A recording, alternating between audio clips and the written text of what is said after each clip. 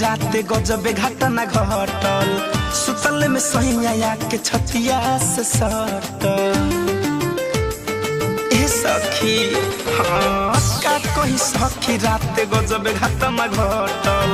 सुतल में सहिया के छतिया से सटल हय सर भइल पूरा इंजन झनझना गौए हयाइल प्यारे वाला बारी जब खुलल मोर सारी धके चरा लुका गौए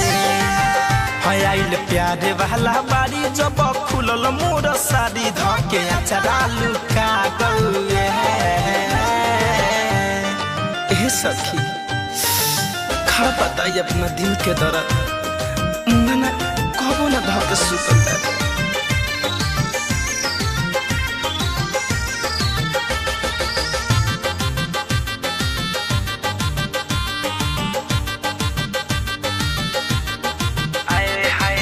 सोचन की पियावा आज करी है नदी पार हो झटक में सूत गइल टंगरी पसार हो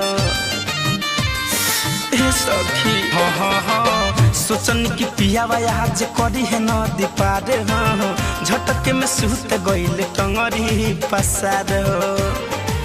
हम बाजल पलंग तो पलंग घाबरा गौवे हयाइल प्यारे वाला बारी जब खुलल मोर सारी धके चरा लुका गौए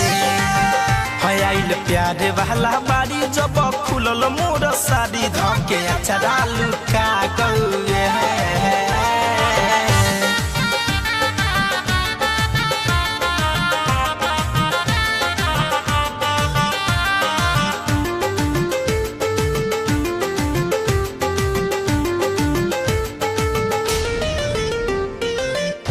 से बदहन होता अपने से सुन हो धरे कंधन जना मनोले हनीमून हो अब कितना बताइए सखी राज गाजीपुरी ना बुझेले फील हो जीतू दिनेश जी से टूट गइले दिल हो हो राहुल रहस्य के चाल तो चिन्हा गहुए आइल प्यारे वाला बारी जब खुलल मोर सारी धके चरा लुका गौए